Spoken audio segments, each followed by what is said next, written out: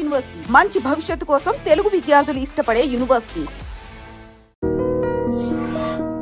Hi hello నమస్తే, నేను మీ anchor Shiva. Welcome to iDream media.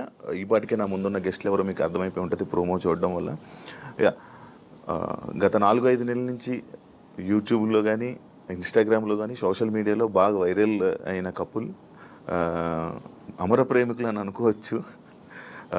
Madhuri గారు అండ్ దువ్వాడి శ్రీని గారు ఈరోజు మనతో ఉన్నారు. వాళ్ళిద్దరితో మాట్లాడి మనకి తెలియని విషయాలు తెలుసుకునే ప్రయత్నం అయితే ఈరోజు చేద్దాం. హాయ్ అండి, ఎలా ఉన్నారు? హాయ్ సార్, ఎలా ఉన్నారు? బాగున్నారా? February 14th వస్తుంది వ్యాలంటైన్స్ డే. దాని గురించి కూడా నేను లాస్ట్లో ఒక చిన్న ఇది ఉంది మీ ఇద్దరికి, దాని గురించి కూడా మాట్లాడదాం. హ్యాపీయా? Very very happy. మంచిగా ఆనందంగా ఉన్నారా? సంతోషంగా? ఆల్వేస్. ఎటువంటి ప్రాబ్లమ్స్ ఏం లేవా? ఏం లేదు. ఇద్దరు కలిసి ఉండడం స్టార్ట్ చేశాక ఎలాంటి మార్పులు చూసుకున్నారు మీ ఇద్దరు? చేంజెస్ గడిచిన జీవితంలో నేను ఏదైతే కోల్పోయాను అంటే రాజకీయంగా చాలా అగ్రెసివ్గా, ముక్కుసూటిగా ఎంతటి వ్యక్తి గురించి అయినా సరే పదునైన మాటలతో మాట్లాడటం అలవాటు, ప్రజల పక్షాన పోరాటం అలవాటు. 25 ఏళ్ళుగా 18 సంవత్సరాలు అపోజిషన్ పాత్ర నాది. అపోజిషన్లో కూడా ఉద్యమాలు, కేసులు, జైళ్ళు, 62 రోజుల పాటు జైలు జీవితం కూడా గడిపాను. ఇన్ని గడిపిన నాకు, ప్రజా జీవితాన్ని గడిపిన నాకు, ఎన్నికల్లో కూడా పోటీ చేసిన నాకు ఇంట్లో మాత్రం కొంచెం ఇబ్బంది ఉండేది మానసికంగా. మానసిక ప్రశాంతత లేదు. ఈర్ష్య, అసూయ, ద్వేషాలు, ఆధిపత్య పోరు మధ్యలో నలిగిపోయేవాడిని. సరే, కుటుంబం కదా, ఇవన్నీ దిగమింగుకోవాలి, భరించాలి అని తగ్గే ఆలోచించేవాడిని. కానీ అది పరిధులు దాటి ఇంటి విషయం బయటికి తీసుకురావటం జరిగింది మా ఇంట్లో. అది కార్యకర్తల వరకు, ప్రజల వరకు, ఆఖరికి అధిష్టానం వరకు, ఆఖరికి నా క్యారెక్టర్ అసాసినేషన్ చేసేంత వరకు. ఇలా వచ్చేటప్పుడు కొన్ని ఒంటరితనాన్ని నేను ఎదుర్కోవాల్సి వచ్చింది. ఇంటికి తాళం వేసేసి కూడా ఇబ్బందులు పెట్టేటప్పుడు మేమే రాజకీయాల్లోకి తీసుకొచ్చినటువంటి మా కుటుంబం నుంచి ప్రోత్సహించి, మహిళల్లోనూ మంచి గౌరవం ఉన్నటువంటి సర్వీసెస్ ఎన్నో సొసైటీలో చేస్తున్నటువంటి మరి మాధురి లాంటి అమ్మాయి ఉంటే పార్టీకి బలం అవుతుందని తీసుకురావడం జరిగింది. తీసుకొచ్చిన తర్వాత ఆమె పనిచేసుకొని వెళ్తున్నటువంటి తీరులో భాగంగా మా కుటుంబం నుంచే పలు విమర్శలు ఎదుర్కొంటూ చాలా ఇబ్బందులు పడాల్సి వచ్చింది. ఏ తప్పు లేనప్పటికీ, ఏ వ్యవహారం మా మధ్యలో లేనప్పటికీ కూడా మా ఇద్దరిని కలుపుతూ మా ఇంటి నుంచే దుష్ప్రచారం స్టార్ట్ అయింది. ఆ పరిస్థితుల్లో ఆమెకు కూడా చాలా ఇబ్బందులు వచ్చాయి. సంఘపరంగా కానీ, కుటుంబ పరంగా కానీ, కన్నవారి దగ్గర, అత్తవారి దగ్గర అందరూ ఇబ్బందులు వచ్చి తను చాలా ఇబ్బందులు ఎదుర్కోవాల్సి వచ్చింది. ఈ ఇబ్బందుల్లో కూడా నన్ను విడిచిపెట్టేయకుండా నాకున్నటువంటి వ్యక్తిగతంగా నేను ఒంటరిగా అయిపోయి మా పలాసాలలో ఉన్నప్పుడు కూడా నా భోజన వ్యవహారాలు కానీ, రాజకీయ వ్యవహారాలు కానీ అన్నీ కూడా చూస్తూ నాకు భరోసానిచ్చింది, ధైర్యంగా ఉంది. ఆ టైంలో నేను కూడా మాధురికి ధైర్యంగా ఉండాలి, ఆమె కూడా ఒంటరి అయిపోయింది, మా వల్లే కదా పోయింది. మా కుటుంబంలో అందరూ బాగానే ఉన్నారు, మా పిల్లలు బాగున్నారు, చదువుకున్నారు, డాక్టర్స్ అయ్యారు, ఆస్తులన్నీ కుటుంబానికి రాసేసాను. ఇలాంటప్పుడు ఈమె ఒంటరిగా ఇబ్బంది పడుతుంది అని నేను భరోసాగా ఉండటం, కలిసి ఉండటం. కలిసి ఉన్న విషయం రాజకీయాల్లో ఉన్నాం కాబట్టి రహస్యంగా ఉంచితే అది కుదిరే పని కాదు. రాజకీయాల్లో ఉండేటప్పుడు మన తాలూకు వ్యక్తిగత విషయాలను కూడా ప్రజలు గమనిస్తుంటారు. కానీ ఈ టైంలో కూడా ఇది ప్రజల్లోకి రావడం కరెక్ట్ విషయం కాదు కదా. అంటే మరి రహస్యంగా దాయటం వల్ల లాభం ఏంటి? మనకు జరిగినటువంటి విషయాన్ని ప్రజల ముందు చెప్పటం కరెక్ట్. నాకు ఆమె ఎవరో తెలియదు మాధురి అని నేను చెప్పొచ్చు, మా శ్రీనివాస్ ఎవరో నాకు తెలియదు అని మాధురి చెప్పొచ్చు. అందరు చేసే పని ఇదే. చాలా మందికి చాలా వ్యవహారాలు ఉంటాయి, బయట పెట్టుకోరు. కానీ మాదా పరిస్థితి కాదు.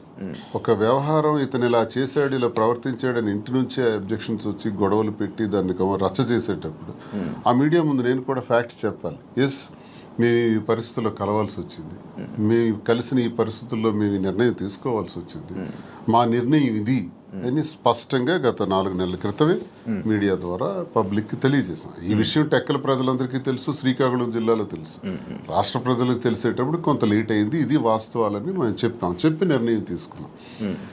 నిర్ణయం తీసుకునే దానిలో చాలా ఒడిదుడుకులు వస్తాయి. ఆ ఒడిదుడుకులను ఎదుర్కొంటాం ధైర్యంగా. మాకున్నటువంటి బాధ్యతలు కూడా ముఖ్యంగా ఉన్నాయి. పిల్లలు ఆమెకు నాకు కలిపి 5 పిల్లలు. 5 పిల్లల్ని కూడా జాగ్రత్తగా చూసుకోవాలి. వాళ్ళ జీవితాల్ని, వాళ్ళ చదువులు, వాళ్ళ ఆర్థిక పరిస్థితులు ఎటువంటి ఇబ్బంది లేకుండా చూడాలన్నది మా మొదటి నిర్ణయం. వాళ్ళకు భరోసాగా ఉండాలని. 2, ప్రజలే ఊపిరిగా, రాజకీయమే ఊపిరిగా బ్రతుకుతున్నటువంటి మాకు, మా మీద నమ్ముకున్నటువంటి ప్రజలు, కార్యకర్తలు, అభిమానులు అందరూ ఉన్నారు. వాళ్ళందరినీ కూడా ఒక కంట కనిపెట్టి జాగ్రత్తగా వాళ్ళని చూసుకోవాల్సిన బాధ్యత కూడా మాకుంది. ఈ 2 నిర్ణయాలు తీసుకుని ఈ 2 సమపాళ్లలో చూసుకుంటూ ముందుకెళ్ళాలని మేము నిర్ణయం తీసుకున్నాం. సరే, చాలా హడిల్స్ ఫేస్ చేసాం. Now we are very happy. Actually ఇప్పుడు మీరు చెప్పిన విషయంలో ఇది చూసుకుంటే స్టార్టింగ్ మానసికంగా దానికి ఇంట్లోనే నాకు పీస్ఫుల్ లేకపోవడం వల్ల దీనివల్ల ఈ డిసిషన్ తీసుకోవాల్సి వచ్చింది. అంటే ఈ డిసిషన్ తీసుకున్నారా, లేకపోతే ఇంట్లోనే ఏమైనా అంతా మిమ్మల్ని బాధ పెట్టి ఇబ్బంది పెట్టి అంటే వాళ్ళే కావాలి అని అన్న వెర్షన్ కూడా కొన్ని వీడియోస్లో మనకు కనబడుతుంది. అంటే మిమ్మల్ని కావాలనుకుంటున్నారు, పిల్లలు కానీ లేకపోతే వైఫ్ కానీ కావాలనుకొని అంత ఫైట్ చేసినట్టు మాకు కనిపించింది. మళ్ళీ మీరు చెప్తుంది ఇంట్లో ఇలా ఇబ్బందులు ఉన్నాయి, అందుకు మానసికంగా నాకు లేకపోతే స్ట్రెస్ లేకపోతే ఇవన్నీ ఉండడం వల్ల నేను ఈ స్టెప్ తీసుకున్నాను అంటున్నారు. అంటే ఈ ఏజ్లో ఇలాంటి టైంలో మీరు ఒక 10 మందికి అలా కాదు, ఇంట్లో ఉండాలి, ఏం కష్టం వచ్చినా నిలబడాలి అని చెప్పలే, కానీ ఇలా చేయడం ఎంతవరకు కరెక్ట్ అనేది ఆడియన్స్. ఎంతోమంది జీవితాలకి ఎన్నో గొడవలు ఇలాంటివే నా దగ్గరికి వస్తే సర్దుబాటు చేసి సరిచేసి పంపినవాడిని. ఎన్నో కుటుంబాలను లైనప్ చేసేవాడిని. ఆ లైనప్ చేసే దానిలో ఆర్థిక ఇబ్బందులు ఉన్నా సరే వాళ్ళకి తోడ్పడి నిలబెట్టినటువంటి పరిస్థితి. నాకే ఇటువంటి పరిస్థితి వస్తాయి. ఇప్పుడు కుటుంబం అన్నాక, వివాహ జీవితం అన్నాక ఎన్నో సమస్యలు వస్తాయండి. ఆ సమస్యలన్నింటిని ఎదుర్కొనే ముందుకు అడుగు వెయ్యాలి. అదే కుటుంబ జీవితం అంటే, అదే వివాహ వ్యవస్థ అంటే. ఇవన్నీ బాగా తెలిసిన వాళ్ళని. కానీ నా పరిస్థితి ఏంటంటే ఆధిపత్య పోరు. ఇప్పుడు ఫర్ ఎగ్జాంపుల్ ఎమ్మెల్యేగా నేను పోటీ చేస్తుంటాను, ఆ టికెట్ నాకు కావాలి. వ్యాపారాల్లో పీక్స్కుంటాను, ఆ వ్యాపారం నా పేరున ఉండాలి. ఇది ఒక విచిత్రమైన కోణం అనమాట. కుటుంబం గురించి జరిగే చర్చ కాదు, ఆధిపత్యం గురించి జరిగే చర్చ. భర్త అయితే ఏంటి, భార్య అయితే ఏంటి అనుకుంటే గొడవే లేదు. ఉదాహరణకు రాజశేఖర రెడ్డి గారితో నేను అడుగులు వేశాను. విద్యార్థి దశ నుంచి ఆయనతోనే నా జీవితం ప్రారంభమైంది. నాకు జిల్లాకు కూడా పరిచయం చేసిన దువ్వాడ శ్రీనివాసన్ రాజశేఖర రెడ్డి గారు. సార్తో అంత చనువుగా ఉండేవాళ్ళం. పాదయాత్ర గట్టిగా ఆర్గనైజ్ చేశాను.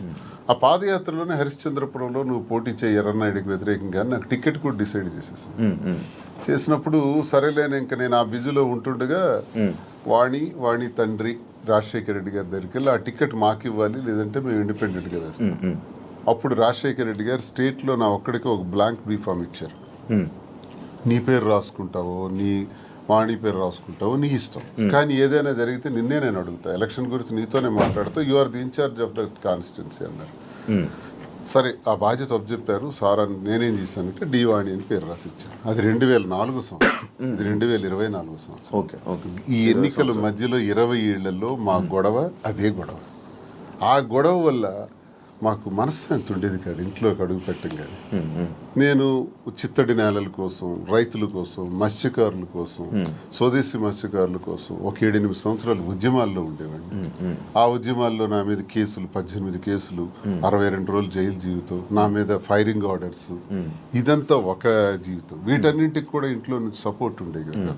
జైల్లో ఉండేటప్పుడు కూడా నన్ను పరామర్శించడానికి కూడా వచ్చే పరిస్థితి ఉండేది కాదు. ఇవన్నీ అనుభవించినా నా గుండెల్లోనూ దాచుకున్నాను. లాస్ట్కి మాధురేనే అమ్మ. ఇప్పుడు 28 ఏళ్ల నా జీవితంలో, 25 ఏళ్ల నా రాజకీయ జీవితంలో ఎప్పుడు నా దగ్గరికి మహిళలు రాలేదా? నేను ఎప్పుడైనా ఎవరితోనైనా అసభ్యంగా ప్రవర్తించానా? ఎవరితోనైనా అసభ్యంగా బిహేవ్ చేయలేదు కదా. మరి ఎందుకు ఇప్పుడే వచ్చింది నా మీద?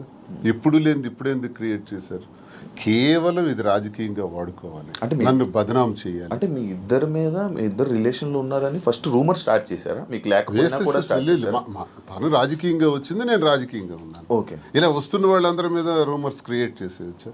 అది ఇంట్లో నుంచి క్రియేట్ అయితే ఎంత పెద్ద సమస్య అవుతుంది. అది తప్పని చెప్పకుండా ఒకటి టికెట్ కోసం ప్రాధాన్యత, టికెట్ కోసం ఒక ప్రయత్నం.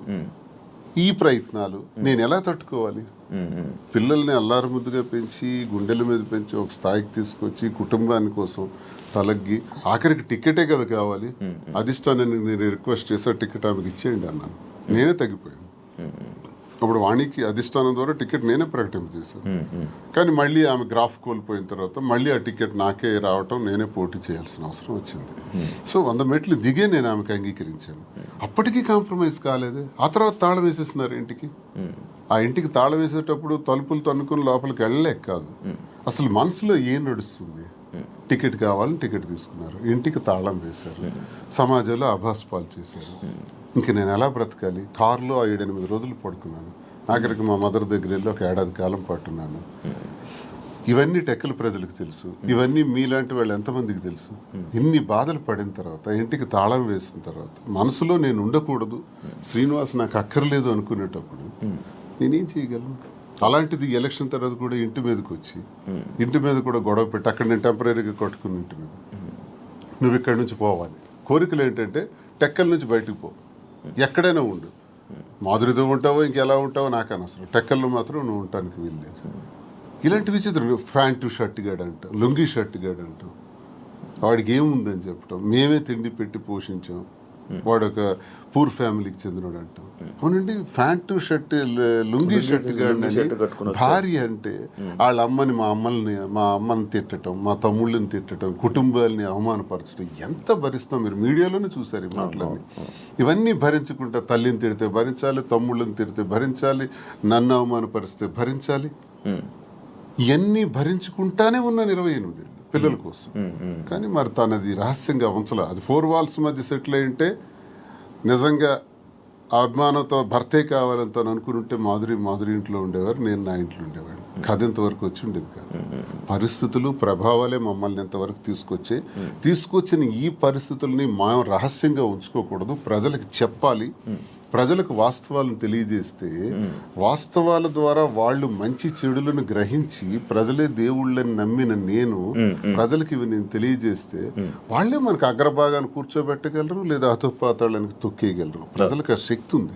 కాబట్టి ప్రజలకే చెప్తే నాకు న్యాయం జరుగుతుందని నేను నమ్మి ప్రజలకు మేమిద్దరం కూడా వాస్తవాలు తెలియజేస్తాం. ప్రజలు మా పరిస్థితికి ఇలా ఉండడానికి మా ఈ పరిస్థితులు, ప్రభావాలే కారణం. ఆ కారణం నేను ఒంటరి, తను ఒంటరి, రోడ్డు మీద నిలబడాల్సిన పరిస్థితులు వచ్చేటప్పుడు ఒకరికొకరు భరోసాగా నిలబడ్డాం. ఆ భరోసా ప్రేమగా మారింది. ఓకే, మీరు అప్పటికి ఒంటరిగా ఉండేవాళ్ళ, మీ హస్బెండ్ గారు ఉండేవాళ్ళని విన్నాను. లేదు, పాలిటిక్స్కి వచ్చిన తర్వాత కొద్ది రోజుల తర్వాత ఈవిడ డిస్టర్బెన్సెస్ వల్ల నేను కొంచెం ఒంటరిగా ఉండడం జరిగింది. ఓకే, ఈయన గురించి ఒంటరిగా ఉండడం స్టార్ట్ చేశారు, లేకపోతే లేదు, ఆవిడ వలన నేను నా ఫ్యామిలీకి దూరమే ఒంటరిగా ఉండటం జరిగింది. మీ ఎక్స్ హస్బెండ్తో ఏం ప్రాబ్లమ్స్ ఏం లేవా మీకు? ప్రాబ్లమ్స్ అంటూ పెద్దగా లేవు, కానీ డిస్టర్బెన్సెస్ అంటూ ఉన్నాయి. అంటే తను ఎప్పుడు ఫారెన్లోనే ఉంటారు, తను ఎప్పుడు ఇండియాకి రావడానికి ఇష్టపడేవారు కాదు. నాకు ఫారెన్కి వెళ్ళడం ఇష్టం లేదు, నాకు ఎప్పుడు ఇండియాలో ఉండటం ఇష్టం. సో మేము ఎంత రిక్వెస్ట్ చేసినా వచ్చేవాళ్ళు కాదు. ఫ్యామిలీకి ప్రిఫరెన్స్ కంటే తను ఎక్కువ మనీకి ప్రిఫరెన్స్ ఇచ్చేవాళ్ళు. మేము చాలాసార్లు అడిగాం, ఇలా నాకు లోన్లీగా ఉండడం ఇష్టం లేదు, మీరు వచ్చి ఫ్యామిలీతోనే ఉండండి అని. తను ఒప్పుకునే వాళ్ళు కాదు. సో అలా మా మధ్యన డిస్టర్బెన్సెస్ పెరిగాయి, వాని వల్ల ఇంకొంచెం పెరిగి ఇంక సెపరేట్ అవుదామని నిర్ణయించుకున్నాం. ఓకే, మీ ఇద్దరు కలవడానికి రీజన్ ఎవరు, అసలు ముఖ్య కారణం ఎవరు? అంటే మీ ఇద్దరు పరిస్థితులు, ప్రభావాలు అవసరం. పరిస్థితులు, ప్రేమ కాదా? ప్రేమ కూడా పరిస్థితుల వల్ల మేము కలిసిన తర్వాత మా మధ్యలో ప్రేమ మొదలైంది. ఓకే, ఆ ప్రేమ కోస్తే ఎక్కువైంది. పలాసలో నేను ఉండేటప్పుడు ఎలా పోతే నాకెందుకు, నా కుటుంబ రాజకీయాల్లో తీసుకెళ్లి నన్ను స్పాయిల్ చేశారు, నా క్యారెక్టర్ అసాసినేషన్ చేశారని వాళ్ళ ఇంట్లో తను ఉండిపోవచ్చు, లేకపోతే తను నిర్ణయం తీసుకోవచ్చు. ఇంకా నన్ను పాపం ఒంటరిని చేస్తారు. ఆయన వెళ్ళి పలాసలో ఉన్నాడు, ఎలా భోజనం చేస్తున్నాడు, ఎక్కడికి వెళ్తున్నాడు, ఆయన కార్లు ఏంటి, ఆయన మనుషులు ఏంటి, ఆయన ఎక్కడ ఉండాలి, ఇవన్నీ చూడవలసిన అవసరం తనకేంటి? ఏంటి అవసరం? నాకేమైనా ఆస్తులు ఉన్నాయా, అంతస్తులు ఉన్నాయా, లేదా పవర్ ఉందా, లేకపోతే ఏముందని చెయ్యాలి. కానీ అక్కడ ఏంటంటే ఒక తోటి మనిషిగా అభిమానం చూపించింది. నేను ఇబ్బందుల్లో ఉండేటప్పుడు నా కోసం ఇంత బాధ్యత వహించినటువంటి అమ్మాయిగా, తను నష్టపోతూ నా కోసం నిలబడినటువంటి అమ్మాయిగా నాకు కూడా ఒక ఏ ప్రేమనైతే కోల్పోయినాను జీవితంలో, ఆ ప్రేమ నేను ఆమె దగ్గర పొందాను. సో ఇది నేను అనుకుంటాను గత జన్మ సుకృతం. ఏది కూడా ఊరికే రాదు, జన్మల అనుబంధం, అది కంటిన్యూషన్ వస్తుంది. గత జన్మలో అక్కడ తాగింది, ఇప్పుడు ఇక్కడతో కంటిన్యూ అవుతుంది. అని మీరు గత జన్మలో కూడా మనిషిగా వచ్చారంటారా? ఇప్పుడు 2 ఉంటాయి సార్. కృష్ణ పరమాత్ముడు చెప్పినట్టు కర్మ సిద్ధాంతం ఒకటి ఉంటుంది, ABCD గత జన్మలో నేర్చుకున్నాం అనుకోండి, EFGHL ఎక్కడి నుంచి స్టార్ట్ చేస్తాం.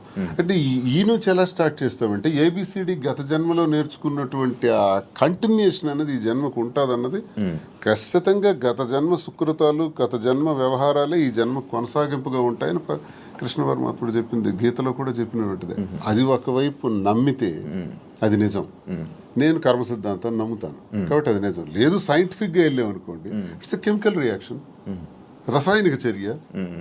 మనిషికి మధ్యన జరిగినటువంటి ఆలోచనలు, కలయికలు, ఆ పరిస్థితుల ప్రభావాలు బట్టి ఒక మనిషి మీద ఒక మనిషికి ఆకర్షణ, కోపము, వ్యతిరేకత, రకరకాల భావాలు ఎందుకు కలుగుతాయంటే రసాయనిక చర్యల వల్లే కలుగుతాయి. అలా అని కూడా అనుకోవచ్చు. సైన్స్ ఎప్పుడైనా కలగొచ్చు అంటారా? కలగచ్చు అంతే. ఏ మనిషి ఎప్పుడు ఎలా మారుతారో, ఎప్పుడు శత్రువులు అవుతారో, ఎప్పుడు మిత్రులు అవుతారో, ఎప్పుడు ఏ రకంగా మారుతాం అన్నది ఇదంతా మనిషికి మధ్య ఉండేది కెమికల్ బ్యాలెన్సే. అది ఇంబ్యాలెన్స్ అయితే ఇంకో రకంగా మారుతాం, వైలెంట్ గా మారుతాం. సైన్స్ ప్రకారం లేదు, కర్మ సిద్ధాంతం ప్రకారం వెళ్తే గత జన్మ సుకృతం. ఏదనుకున్నా మాది కెమిస్ట్రీ పరంగా చూసుకుంటే, సైన్స్ ప్రకారం చూసుకుంటే రసాయనిక చర్య, లేదు కర్మ సిద్ధాంతం ప్రకారం చూసుకుంటే గత జన్మ సుకృతం. ఓకే మాధురి గారు, మీరు ఇద్దరు కలిసి ఉండడం స్టార్ట్ చేశాక మీలో ఉన్న మార్పులు ఏం చూసారు మీ జర్నీ? అంటే ఏ ఒంటరితనంతో నేను బాధపడ్డాను, ఏ ప్రేమ తక్కువై నేను సఫర్ అయ్యాను. మీకు కూడా ప్రేమ తక్కువైంది ఇంట్లో? మరి ఇద్దరు వేరేగా, ఒకరు ఫారెన్ లో ఒకరు ఇండియాలో ఉంటే ప్రేమ తక్కువ ఓకే ఉంటుంది. వైఫ్ అండ్ హస్బెండ్ అంటే దగ్గరగా ఉంటాయి కదా బాండ్ అనేది. అంటే లాంగ్ డిస్టెన్స్ లవ్ స్టోరీస్ అని ఇప్పుడు రీసెంట్ గా బాగా వైరల్. నాకు అలాంటివి నచ్చు. కొంతమంది ఒక్కొక్క స్టోరీస్ నచ్చుతారు. మీకు లాంగ్ డిస్టెన్స్ స్టోరీస్ నచ్చు. స్టోరీ లేదు. నాకు మాత్రం నా పక్కనే హస్బెండ్ ఉండాలనే ఫీలింగ్ తో ఉన్న అమ్మాయి నేనైతే మొదటి నుంచి ఉన్నాను. సో నాకు ఎరువైతే నేను శ్రీనివాస్ గారితో నా లైఫ్ స్టార్ట్ చేశానో, నా జర్నీ, అప్పటి నుంచి నాకు హ్యాపీనెస్ కానీ, మీరు అన్నట్టు నా ఒంటరితనం పోయి నాకు అంటూ ఒక తోడు దొరికింది. హ్యాపీగా ఉన్నాను. నన్ను వదిలే ఏ రోజు కూడా ఎక్కడికి ఇంతవరకు ఈ 4 years లో ఎప్పుడు ఎక్కడికి పోలేదు. ఎప్పుడు నాతోనే ఉంటారు. ఎక్కడికి వెళ్ళినా ఇద్దరం కలిసే ట్రావెల్ చేస్తాం. ఏ పనైనా ఇద్దరం కలిసే చేస్తాం. ఈవెన్ ఎలక్షన్ క్యాంపెయినింగ్ కానీ ఎక్కడికి వెళ్ళాలని అన్ని ఇద్దరం కలిసే చేస్తాం. నాకు చాలా హ్యాపీగా ఉంది. నేను కోరుకున్న జీవితం నాకు దొరికినట్టు అనిపిస్తుంది. మీ ఇద్దరి మధ్యన హ్యాపీగా ఉండొచ్చు, కానీ సొసైటీ కానీ లేకపోతే మిమ్మల్ని నమ్మి ఓట్లు వేయడానికి కానీ, లేకపోతే ఎవరైతే జనాలు ఉన్నారో వాళ్ళ మాటలను మీరు పట్టించుకుంటారా? సొసైటీకి మా వల్ల వచ్చిన ఇబ్బంది ఏంటి నాకు అర్థం కాదు. అంటే మీరు ఏం చూపిద్దామని అనుకుంటున్నారు? ఏం చూపిద్దాం? ఒక హస్బెండ్ తో డిఫరెంట్ ఒక అమ్మాయి, ఒక వైఫ్ తో డిఫరెంట్ అబ్బాయి కలిసి ఇంకొక పెళ్లి చేసుకుంటున్నాం. దానికి ఇంకేం చూపించాలనుకుంటున్నారు ఎవరైనా? దీంట్లో ఏం చూపిద్దాం అని మీరు అనుకుంటున్నారు? ఎందుకు మీరు అందరికీ మీకు ఇది నెగిటివ్ కనిపిస్తోంది? నాకు నా హస్బెండ్ తో డిఫరెన్సెస్ ఉన్నాయి, ఇతనికి ఈమె వైఫ్ తో డిఫరెన్సెస్ ఉన్నాయి. సో మా ఇద్దరం కలిపి ఒకటే అయ్యాం. దానిలో తప్పే ఉంది. ఎంతమంది సెకండ్ మ్యారేజ్ చేసుకోవట్లేదు, 3-4 పెళ్లిళ్ళు చేసుకుంటున్నారు. మేము 2వ పెళ్లి చేసుకున్నాం. దీంట్లో ఎందుకు అంత చెప్పకుండా చేసుకుంటున్నారు? 3 పెళ్లిళ్ళు 4 పెళ్లిళ్ళు చేసుకుంటున్నారు. పెళ్లిలో ఒకనే ప్రెగ్నెంట్లు చేస్తున్నారు, పిల్లల్ని కనేస్తున్నారు, వదిలేస్తున్నారు, వీధిని పడేస్తున్నారు. మేము అవేమీ చేయలేదు. మాకు డిఫరెన్సెస్ ఉన్నాయి, వీళ్ళకి డిఫరెన్స్ ఉన్నాయి. మా పబ్లిక్ చెప్పాం, మా ప్రజలకు చెప్పాం, మా ప్రజలకు చెప్పే మేము మొన్న ఎలక్షన్ చేసాం. ఎలక్షన్లో నేనే దగ్గరుండి చేశాను. వాళ్ళకి అన్ని నా గురించి తెలుసు. మా ఇద్దరిని దగ్గరుండి చేసాం. మా పిల్లల్ని చూసుకున్నాం. వీళ్ళ పిల్లలు పెళ్లి చేస్తారు, వీళ్ళ పిల్లలు సెటిల్మెంట్లు చదివించుకున్నాం. మేము గాలికి వదిలేదు కుటుంబాలకి. వీళ్ళ కుటుంబానికి ఆస్తి మొత్తం ఇచ్చేస్తున్నాడు, రోడ్డు మీదకి వచ్చారు. నేను నా తల్లిదండ్రుల ఆస్తితో నేను ఉన్నాను. నేను హస్బెండ్ నుంచి ఇంతవరకు నేను ₹1 కూడా నేను తీసుకోలేదు ఇంతవరకు. నేను నా పిల్లలు కానీ నాకు కానీ నా పేరెంట్ నాకు ఏమైతే నాకు ఆస్తి నాకు వచ్చిందో ఆ యాన్సిస్ట్రల్ ప్రాపర్టీస్ మాత్రమే నేను నాకుతో పెట్టుకున్నాను. ఎవరికి మేము ఏ బాధ పట్టుకున్నా, ఎవరికి ఎందుకు మేమేం దీనివల్ల ఎవరై సఫర్ అయ్యేది ఏముంది? తిరిగి పైగా మా కార్యకర్తలు, మా ప్రజలు మీరు వచ్చి మైక్ పెట్టండి, చాలా చాలా హ్యాపీగా ఉన్నారు. ఎందుకంటే శ్రీనివాస్ గారి ఇంటికి వెళ్ళినప్పుడు ఏదైతే వాళ్ళకి లోటు ఉండేదో, అంటే వాణి సరిగ్గా చూసుకునేది కాదు, ఈవెన్ మంచినీళ్ళు కూడా ఇచ్చేది కాదు. హస్బెండ్కే చూడదు ఆమె, ప్రజలకి ఏం చూస్తుంది. ఇప్పుడు అదేమీ లేదు. నేను ప్రతి ఒక్క కార్యకర్తకి బాగా చూసుకుంటానని వాళ్ళకి నమ్మకం కలిగి నా దగ్గర రావడం స్టార్ట్ చేశారు. నాతో ట్రావెల్ చేస్తున్నారు, నన్ను అభిమానిస్తున్నారు, ఆదరిస్తున్నారు, నన్ను అమ్మలాగా చూసుకుంటున్నారు అందరూ కూడా. ఇప్పుడు 22లో ఈ గొడవ స్టార్ట్ అయింది. 24లో నేను ఎమ్మెల్యే పోటీ చేశాను. నా మీద పోటీ చేసి గెలిచినటువంటి అచ్చెన్నాయుడు రాష్ట్ర తెలుగుదేశం పార్టీ అధ్యక్షుడు ఎన్నికల ముందు ఏం చెప్పాడు? రాష్ట్రంలో హైయెస్ట్ మెజారిటీ నాదే, అబౌట్ 70,000 ఓట్స్ అన్నాడు. నిజానికి కూటమి ప్రభుత్వంలో ఎవడు నామినేషన్ వేసినా 40,000, 50,000, 60,000తో గెలిచారు. మా జిల్లాలోనే 4 ఎమ్మెల్యేలు కొత్తోళ్ళు, మొక్కం తెలియనోళ్ళు కూడా, ధర్మాన ప్రసాద్ లాంటి వ్యక్తి మీద కూడా 3 రోజుల ముందు వచ్చి నామినేషన్ వేసి 54,000 మెజార్టీతో గెలిచాడు. మరి అచ్చెన్నాయుడు ఎంతతో గెలవాలి? కనీసం 70తో గెలవాలి కదా. 30, నా 73,000 ఓట్లు. ఇవన్నీ తెలిసి ప్రజలు నాకెందుకు ఇంకా నైతికంగా బలంగానే ఉంచారు. నైతికంగా అచ్చెన్నాయుడు ఓడిపోయినట్టే. కిందోళ్ళందరికి ఒక్క 15 రోజుల ముందు వచ్చిన వాళ్ళందరికి కూడా 40,000, 50,000 మెజారిటీలు వచ్చి నీకేం 30,000 అంటే ప్రజలే 1,000 వ్యతిరేకించుంటే అచ్చెన్నాయుడికి 70,000 రావాలి కదా. ఇంత వేవ్ లో కూడా అచ్చెన్నాయుడు అతి తక్కువ ఓట్ల తేడాతో గెలిచాడు కదా. సో నేను గతసారి ఎంపీకి పోయినా 3,100 తేడా నాది. వాళ్ళకి మాకు ఎప్పుడు వెరీ లెస్ మార్జిన్, 3,000, 3,500. సో మాకు ప్రజలు బుద్ధి చెప్పాలంటే ఓట్లతోనే చెప్పేవాళ్ళు కదా. వీడు ఇలాంటోడు సంఘ వ్యతిరేకమైన పని చేసాడు, కొట్టండి అనుకుంటే నాకు 20-30,000 ఓట్లకి తగ్గి కుదించేసి ఆయనకు 1,00,000 మెజారిటీ ఇవ్వచ్చు. అది జరగల ఇంత వేవ్ లో కూడా. అదే మాకు ప్రజల్లో. అయినా పర్సనల్ లైఫ్ ని ప్రైవేట్ లైఫ్ కి ఏంటి సంబంధం అండి? ఇది మా ఫ్యామిలీస్ మధ్యలో ఉన్న డిస్టర్బెన్సెస్ తో మేము ఒకటే. పర్సనల్ లైఫ్ ప్రైవేట్ రహస్యంగా ఉంటూ అబద్ధాలు ఎవడైతే ఆడతాడో వాడు దొంగ. పర్సనల్ లైఫ్ ను ఓపెన్ గా తెరచిన పుస్తకంలో జనం ముందు చెప్పేస్తే దొంగలు ఎలా అవుతాం? వాస్తవం చెప్పిన వాళ్ళు అవుతాం. ప్రజలే గుర్తించారు, ప్రజలే గౌరవిస్తున్నారు. ఈ రోజు మాకున్న గౌరవం పెరిగింది సమాజంలో. ప్రతి ఒక్కళ్ళు ఎక్కడ చూసినా సార్ ఒక సెల్ఫీ అంటారు. కార్లను ఓవర్టేక్ చేసుకుని పరిగెట్టుగా స్పీడ్ గా వచ్చి ఫోటో కావాలని అడుగుతున్నారు. డాక్టర్స్, ఇంజనీర్లు, పెద్ద పెద్ద ఎంప్లాయీస్, ఉన్నత స్థాయి వాళ్ళు, పోలీస్ ఆఫీసర్స్, పెద్ద పెద్దోళ్ళు కూడా. ఒక పెద్ద ఆఫీసర్ అయితే మొన్న చేయి తీసుకొని గుండె మీదలో పెట్టుకొని పెద్దగా ఊపిరి తీసాడు. ఏం సార్ ఏంటి అంత ఎమోషన్ అవుతున్నారు ఏంటంటే మీరంటే నాకు ఇష్టం సార్. ఆయన ఏం అర్థం చేసుకున్నారు? పెద్ద ఆఫీసర్. ఇంకా చాలా మంది పేర్లు చెప్పకూడదు. వాళ్ళు ఏం అర్థం చేసుకున్నారు? ప్రతి ఒక్క జీవితంలో కూడా కథ ఉంది. ఆ కథ చాలా మంది చెప్పలేక భరిస్తున్నారు. మేము చెప్తాం. ఇప్పుడు మీరు ఇన్స్పిరేషన్ అంటారు, చాలా మందికి ఇన్స్పిరేషన్. ఆవేశం ఎలా వస్తుంది? వాళ్ళ కళ్ళల్లో ఆర్ద్రత ఎలా వచ్చింది? ఆ సంతోషం ఎలా వచ్చింది? 1,600 ఉన్నటువంటి యూట్యూబ్ మా ఫాలోవర్స్ ఈ రోజు 1,00,000 దాటారు. 1,45,00,000 వ్యూవర్షిప్ ఎలా వచ్చింది? ఇదంతా ఎక్కడి నుంచి వచ్చింది? అభిమానంతో వస్తుంది. అభిమానమా కాంట్రవర్సీ అంటారు? కాంట్రవర్సీ ఎందుకు రావాలంతా? ఫాలో అప్ చేయాలి. న్యూస్ కదా, లేటెస్ట్ న్యూస్ కదా, లేటెస్ట్ రెండు ఉంటాయి. ప్రతి ఒక్కరికి రెండు ఉంటాయండి. ఎవరికైనా సరే 2 కోణాలు ఉంటాయి. ఏ మనిషికైనా సరే విమర్శలు ఉంటాయి, పొగడ్తలు ఉంటాయి, రెండు ఉంటాయి. అవన్నీ బ్యాలెన్స్ చేసుకుని వెళ్తేనే జీవితం. రావణుడిని మెచ్చింది ప్రజలే, రాముడిని మెచ్చింది ప్రజలే. రెండు ప్రజలే. మీకు రావణుడు ఇష్టం ఉండొచ్చు, నాకు రావణాసుడు అంటే ఇష్టం. ఎవరి లైఫ్ స్టైల్ వాళ్ళది. నాకు రావణాసుడు హీరో, నేను హీరోగా చూస్తాను. సార్ రాముడు అంటే హీరో. అది ఎవరి ఇష్టం వాళ్ళది. ఆయన ఎలా చూస్తున్నారు? రాముడు అనుకుంటున్నారు, రావణాసుడు? నేను డిఎస్ఏ అనుకున్నాను. డిఎస్ కి ఒక బ్రాండ్ ఉంది, దువ్వాడ శ్రీనివాస్ అంటే ఒక బ్రాండ్. ఎవరితో కంపేర్ చేయను. ఈ స్పెషల్ అంటే. సార్ మీ బిజినెస్ అన్ని వదిలేసారా? వదిలేదు, అన్ని లాగేసుకున్నారు. మేమేం బిజినెస్ వదిలేదు. మైన్స్ నాది 25 years నుంచి మైన్స్ కంపెనీ. ఎప్పుడు మైన్స్ ప్రపంచ స్థాయిలో కూడా ఐకాన్ బ్రౌన్ గ్రానైట్ ఓనర్ గా మంచి పేరు ప్రఖ్యాతులు సంపాదించాం. మైన్స్ లో బాగా పీక్స్ కి వెళ్ళాను. ఈ గవర్నమెంట్ ఉంటే ఒకలాగా, లేకపోతే రిజల్ట్ రోజు ఈవినింగ్ లాగేసుకున్నాం. 4వ తారీఖు ఎన్నికల ఫలితాలు వచ్చాయంటే ఆ సాయంత్రం కల్లా నా మైన్ ఒక్కసారి కొట్టి పంపించేశారు. ఈ రోజు వరకు పర్మిట్స్ ఇవ్వట్లా. 61 కోట్లు లాస్ సడన్ గా గవర్నమెంట్ రావటం వల్ల, కూటమి ప్రభుత్వంలో అచ్చెన్నాయుడు వీళ్ళు టార్గెట్ పెట్టారు. సరే ఇవన్నీ చేస్తుంటారు వాళ్ళు, భరిస్తుంది. శ్రీను గారు అంత మైనింగ్ కంపెనీలు అలాంటి పెద్ద పెద్ద బిజినెస్లు చేసిన మీరు రీసెంట్గా చీరలు బిజినెస్లోకి తీసుకొచ్చేసారని చెప్పి కామెంట్స్ కామెంట్స్. దానికి బిజినెస్, శారీస్ బిజినెస్ కాదా? ఏదైనా బిజినెస్ ఏనండి. దానిలో కామెంట్ చేయడానికి ఏముంది? ఇప్పుడు శ్రీనివాస్ గారు ఎప్పుడు మైన్స్ బిజినెస్, తను ఫస్ట్ నుంచి కూడా. పర్లాకిముడిలో వరల్డ్ ఫేమస్ మెటీరియల్ తను అక్కడ ఉంది. పర్లాకిముడిలో తను క్వారీ చేశారు. ఆ క్వారీని కూడా ఇలా లిటిగేషన్స్ పెట్టి కేసులు పెట్టేసి ఇతను ఓడిపోగానే వాళ్ళ పార్టీ రాగానే టీడీపీ హయాంలో క్లోజ్ చేసేసారు. దాన్ని నిలదక్కుని పాపం మళ్ళీ కొత్తగా టెక్కల్లో స్టార్ట్ చేశారు. దాన్ని కూడా మొన్న రిజల్ట్ రోజు ఈవినింగే మొత్తం కూల్ చేశారు. కోర్టులో కాంట్రాక్ట్స్ వర్క్స్ చేశాం మేమిద్దరం. దాన్ని ఆపేశారు. సో ఇంకేం చేయాలి? నాకు ముందు నుంచి కూడా ఈ శారీస్ విషయంలో నాకు ఒక ప్యాషన్ ఉంది. నాకు ఒక ఫ్యాషన్ మీద ఒక ప్యాషన్ తో, ఇంట్రెస్ట్ తో నాకు ఈ శారీ స్టోర్ పెట్టాలని ఎప్పటి నుంచో ఆలోచన ఉంది. దట్టు ఈ శారీస్ బిజినెస్ ఏంటి, పాలిటిక్స్ కి సంబంధం లేకుండా ఉండే బిజినెస్, పీపుల్ కి, మాకు పబ్లిక్ కి మాకు రిలేటెడ్ గా ఉండే బిజినెస్ అనేది ఈ శారీస్ బిజినెస్. ఎందుకంటే మేము పబ్లిక్ ఎంత ఫెయిర్ గా ఉంటే వాళ్ళు నచ్చితే మా దగ్గరికి వస్తారు, కొనుక్కుంటారు, వెళ్తారు. సో దీనిలో పొలిటికల్ ఇంటర్ఫీరెన్స్ అంటూ ఏమీ ఉండదు. సో అందుకని నేను శ్రీనివాస్ గారికి ఇంతవరకు మనం మైండ్స్ ఇవన్నీ చేసాం, చేసి ఎప్పుడు కోల్పోతూనే ఉన్నాం, ఎప్పుడు కూడా నిలదొక్కుకోలేదు. ఈ 4 years లో కూడా 30-40 crores వరకు పెట్టాం, లాస్ అయిపోయాం. మళ్ళీ ఇదే స్టార్ట్ చేసాం, మళ్ళీ నెక్స్ట్ టైం పార్టీ వస్తుందో రాదో, మళ్ళీ ఏమవుతుంది, పొలిటికల్గా ఇబ్బంది పడుతున్నాం. కాబట్టి ఇదన్నిటికీ డిఫరెంట్గా మనం తెలంగాణ అంటే ముందు నుంచి శ్రీనివాస్ గారికి నాకు హైదరాబాద్ మా ఫేవరెట్ ప్లేస్, మా ఇద్దరికి కూడా.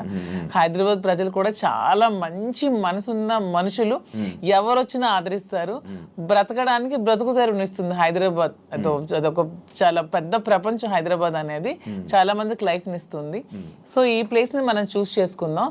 వెన్ కంపేర్ టు నాకున్న ఫ్యాన్ ఫాలోయింగ్ లో ఒక 10% ఆంధ్రాలో ఉంటే 90% నాకు హైదరాబాద్ లోనే ఉన్నారు. అంత మంచిగా నన్ను ఆదరిస్తున్నారు.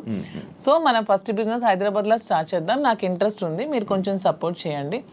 అపార్ట్ ఫ్రమ్ యువర్ పాలిటిక్స్ నా కోసం ఒక 10% టైం మీరు కేటాయించి బ్యాక్ ఎండ్ లో ఉంటూ నాకు సపోర్ట్ చేయండి అని చెప్పాను. చెప్పగానే శ్రీనివాస్ గారు కూడా దీనికోసం మేము 5-6 months నుంచి దీని మీద మేము వర్కౌట్ చేసాం. కొన్ని షాప్స్ కి తిరిగాం. వీవర్స్ ప్రైస్ కంటే కూడా వీళ్ళు ఎక్కువ ప్రైస్ కి అమ్ముతున్నారు షాప్స్, రిటైలర్స్. అవన్నీ బ్రేక్ డౌన్ చేసి పబ్లిక్ కి మనకు గుడ్ రిలేషన్షిప్ లా ఉండాలనే ఆలోచనతో డైరెక్ట్ గా వీవర్స్ దగ్గరికి వెళ్ళి మాట్లాడి మేమే మగ్గాలు అవి ఏర్పాటు చేసుకొని మేమే మెటీరియల్ ఇస్తూ వీవర్స్ ని కూడా బ్రతికిద్దామనే ఆలోచనతో వాళ్ళతో శారీస్ మేమే దగ్గరుండి వీవింగ్ చేయించుకొని ఆ ఓవెన్ శారీస్ని పెట్టి మేము శారీ స్టోర్ పెట్టి ఓపెన్ చేసి ప్రజలందరికీ కూడా క్వాలిటీతో అండ్ తక్కువ ప్రైస్లో ఇద్దామని నిర్ణయించుకొని ఈ శారీ స్టోర్ అనేది ఓపెన్ చేస్తున్నాం. ఫస్ట్ బ్రాంచ్ మదీనాగూడలో స్టార్ట్ చేస్తున్నాం. విత్ ఇన్ 3 months జూబ్లీ హిల్స్లో స్టార్ట్ చేస్తాం. విత్ ఇన్ ఇంకొంచెం రోజుల్లో ఇంకొక 4-5 బ్రాంచెస్ కూడా ఎస్టాబ్లిష్ చేయాలన్న ఆలోచనతోనే ఉన్నాం. అంతేగాని శారీస్ బిజినెస్ అనేది తక్కువగా చూడకండి. చూడడానికి కాదు, అంటే ఒక మంచి గ్రేట్ లీడర్ శ్రీకాకుళంలో, మంచి దువ్వాడ శ్రీని గారు అంటే మంచి నేమ్ ఉంది. అంత లీడర్లా ఉండేవాళ్ళు. ఆయన నోట్లో నుంచి ఎప్పుడు లైక్ జనాల దగ్గరికి వెళ్ళి అవి ఇవి వినేవాడు. కాకపోతే మైనింగ్ కంపెనీ బిజినెస్ చేసేవారు, ఒక మంచి బిజినెస్ మ్యాన్ అనుకునేవాళ్ళం. కానీ అలాంటి ఆయనతో నోట్లో నుంచి మేము ఇలా శారీ బిజినెస్ చేయబోతున్నాం ఇలా చెప్తుంటుంటే ఎలా ఉండే ఆయన్ని ఎలా చేశారు, ఎలా ఉండే ఆయన ఎలా చేయడం. బిజినెస్ అనేది ఏదైనా బిజినెస్, అది ఏదైనా చిన్న ప్రొడక్ట్ అయినా పెద్ద ప్రొడక్ట్ అయినా బిజినెస్ అనేది బిజినెస్ కింద క్యాలిక్యులేట్ చేయాలి. అది చీర, జాకెట్టా, లేకపోతే ఇంకేంటా అని చూడకూడదు. బిజినెస్. నాకు దీంట్లో ఇంట్రెస్ట్ ఉంది. ఇంతవరకు మైండ్స్ లో అతనికి ఇంట్రెస్ట్ ఉంది, మైండ్స్ వల్ల కోల్పోయాం. సో నా ఇంట్రెస్ట్ ఒకసారి వచ్చి చూడండి, చేద్దాం. మీకు తనకి ప్రజలే ఇష్టం, తనకి ప్రజాజీవితం ఇష్టం, ఇది కూడా ప్రజలకు లింకప్ అయ్యేది. మా కింద ఒక 100 మంది పనిచేస్తారు. మా ప్రజా సంబంధాలు ఇంకొంచెం బాగుంటాయి, ఇంకొంచెం మనకి పీపుల్ తో బాండింగ్ పెరుగుతుంది. వాళ్ళు కూడా మనం తక్కువ ప్రైస్ కి ఇస్తే, ఓకే శ్రీనివాస్ గారు మౌజీ దగ్గరికి వస్తే మనకు తక్కువ ప్రైస్ కి శారీ వస్తుందని గుడ్ విల్ మనకు వస్తే చాలు, కోట్లు సంపాదించాల్సిన అవసరం లేదనే ఉద్దేశంతోనే శారీ స్టోర్ ఓపెన్ చేస్తాం. ఓకే, అంటే ఈ బిజినెస్ కి దువ్వాడ గారు 3-4 కోట్లు ఎంతో ఇచ్చారు. ఆయన డబ్బులు ఇచ్చి ఈ బిజినెస్ కోసం శ్రీనివాస్ గారు ఎవరేమనుకున్నా నాకు అనవసరం. శ్రీనివాస్ గారు అన్ని ఆస్తులు వానికి రాసిచ్చేసి వచ్చేసారు. With empty hands he came out. అక్కడి నుంచి మా లైఫ్ ని మళ్ళీ మేము ప్రారంభించుకున్నాం. దీనికోసం మా పేరెంట్స్ ఇచ్చిన ప్రాపర్టీస్ మాత్రమే నేను సేల్ చేసి బిజినెస్ లో పెడుతున్నాను. అలానే నాది వేరు, శ్రీనివాస్ గారు వేరు అని మాకు లేదు. మీరు అడిగిన క్వశ్చన్ కి ఆన్సర్ చెప్పాం. మా ఇద్దరు తన దగ్గర ఎన్ని కోట్లున్నా నాకు ఇస్తారు. ప్రెసెంట్ లేవు, లాగేసుకున్నారు అందరూ. ఉంటే నాకు ఇస్తారు ఖచ్చితంగా. సో నా దగ్గర ఉన్న ప్రతిదీ అతనిదే. మా ఇద్దరి మధ్యలో నీది నాది అనే తేడా లేదు. అయినా మా ఇద్దరు ఇప్పుడు మొగుడు పల్లాలి. మా ఇద్దరు నాదైనా ఒకటి, అతనిదైనా ఒకటి. ఎవరికి సంబంధం లేదు. ఎవరు డబ్బులు పెడితే మీకేంటి ప్రాబ్లం? మీ బిజినెస్ చేస్తున్నావా, మంచి ప్రొడక్ట్ అందిస్తున్నావా అనేది మీరు చూడండి. డబ్బు గురించి ఆయనకి దగ్గర అయ్యారని కూడా టాక్. అది ఫేక్ అదే చెప్తున్నాను కదా. మీరు కావాలంటే అన్ని మొత్తం డాక్యుమెంట్స్ అవన్నీ వెనక్కి తీసుకోండి. ఆస్తులన్నీ రాసిచ్చి తను చెప్తున్నా 0 బ్యాంక్ బ్యాలెన్స్ తో వచ్చారు నా దగ్గరికి. అందుకే నేను అంటున్నాను, మా బంధం మీరు ఎన్ని కామెంట్ చేసుకున్నా మాది 100% ప్యూర్ లవ్. ఎందుకంటే నేను అతని నుంచి ఏది ఆశించలేదు, 1 రూపాయి ఆశించలేదు. అతను పదవిలో లేరు, నేను పదవిని ఆశించడానికి. అతను డబ్బులు లేవు, డబ్బు ఆశించడానికి. ఏమి ఆశించుకున్నా 100% అతని మనసు, అతని వ్యక్తిత్వం, అతని హానెస్టీ, అతని హంబుల్నెస్ ఇవే చూసి నేను ఇష్టపడ్డాను. దాంతోనే ఇప్పుడు కలిసి ఉన్నాం. అతని దగ్గర ఏ ఆస్తులు లేవు, అన్ని బాణీకి ఇచ్చేసి వచ్చేసారు. ఇటీవల కాలంలో ఒక 2 కోట్ల రూపాయలు విలువైన 2.5 కోట్ల విలువైనటువంటి ఒక అసెట్ విశాఖపట్నంలో అమ్మారు. అలాగే శ్రీకాకుళంలో కూడా కొన్ని ల్యాండ్స్ అమ్మారు. అమ్మి ఈ డబ్బులన్నీ కూడా అక్యుములేట్ చేసి ఈ బిజినెస్ లో మా ఫాదర్ నాకు ఇచ్చిన ప్రాపర్టీస్ అన్ని నేను ఇప్పుడు అమ్మేశాను. ఎప్పటి నుంచో మా ఫాదర్ నాకు ఇచ్చే 2009 నుంచి అవి నా పేరు మీద ఉన్నవి. ఇప్పుడు బిజినెస్ కోసం నేను అమ్మేసి మరి బిజినెస్ స్టార్ట్ చేశాను. అంటే మీరు స్టార్టింగ్ అంటే ఆయనకి పరిచయం అవ్వకముందు నుంచి, రాజకీయంలోకి రాకముందు నుంచి మీరు డబ్బులు మేము ఫైనాన్షియల్ గా వెల్ సెటిల్డ్. మా ఫాదర్ వాళ్ళు వెల్ సెటిల్డ్, మా హస్బెండ్ వాళ్ళు కూడా వెల్ సెటిల్డ్. అన్ని వెల్ సెటిల్డ్ ఫ్యామిలీ ఫైనాన్షియల్ గా. మాకు ఫైనాన్షియల్ గా ప్రాబ్లమ్స్ కానీ ఏమి కూడా లేవు, ఎప్పుడు కూడా లేవు. వెల్ సెటిల్డ్ ఫ్యామిలీనే. ఇప్పుడు వీటి కోసం మేము ఆస్తులు అమ్మాల్సి వచ్చింది, లేకపోతే ఆస్తులు అమ్మాల్సిన అవసరం కూడా లేదు. ఎందుకంటే ఎలక్షన్ లో ఉన్న డబ్బులు కొంచెం ఉంటే అవి కూడా కోల్పోయాను. మా ఇద్దరు ఉండడానికి ఇల్లు కూడా కట్టుకున్నాం, దానికోసం కొంచెం డబ్బులు పట్టవలసి వచ్చింది. సో ఇప్పుడు మళ్ళీ బిజినెస్ స్టార్ట్ చేయడానికి ఈ ప్రాపర్టీస్ అమ్మాల్సి వచ్చింది. లైక్ అంటే ఈ కామెంట్స్ రావడానికి గల రీజన్స్ ఏంటంటే, మీరు అది కొన్ని వీడియోస్ మీ డ్యాన్స్ చే సంబంధించిన వీడియోస్ కొన్ని సోషల్ మీడియాలో వైరల్ అవ్వడం జరుగుతుంది. అది మీరేనా? అది ఇప్పటికీ చెప్తున్నాను, అది నేను కాదు. అసలు ఆ మనిషి కూడా నా అలాగ లేదు. అది ఎందుకు ఎవరికి అనిపించింది, ఎవరికి పెట్టాలనిపించిందో కావాలనే కూటమి ప్రభుత్వం వాళ్ళే ఖచ్చితంగా దీన్ని ఈ పిల్ల సైనికులు ఉంటారు కదా, బచ్చగాళ్ళు, ఆ బచ్చగాళ్ళు ఈ కొంతమంది కలిపి ఐటీడీపీ అని ఇదొన్న పేజ్లో పెట్టి అనవసరంగా ట్రోల్ చేశారు. అలా నేను డాన్స్ చేసే అమ్మాయిని నేనేం కామెంట్ చేయట్లేదు. నాకు రికార్డింగ్ డాన్స్లు, నాకు స్టేజ్ల మీద డాన్స్ చేసుకోవాల్సిన అవసరం నాకైతే ఎప్పుడూ లేదు. ఎనీబడి కెన్ ప్రూవ్ చేసుకోండి. సార్ అప్పుడే చెప్పారు, ప్రూవ్ చేసుకుంటే నేను 1 crore rupees వాళ్ళకి గిఫ్ట్ ఇస్తానని. మొన్న ఛానల్లో కూడా నాకు అవసరం లేదు. అలానే నేను ఒకటే చెప్తున్నాను, ఎవరి బ్రతుకుతారు కోసం వాళ్ళు చేసుకుంటారు. ఇదే డాన్స్ స్టేజ్ మీద పబ్లిక్ గా బట్టలు ఇప్పి చేస్తున్నారు, వాళ్ళేమో హీరోయిన్లు అంటున్నారు. స్టేజ్ మీద చేస్తే స్టేజ్ రికార్డింగ్ డాన్సర్లు అన్నారు, నానా రకాల పేరు పడుతున్నారు. నేను ఎవరు అమ్మాయిని కామెంట్ చేయట్లేదు.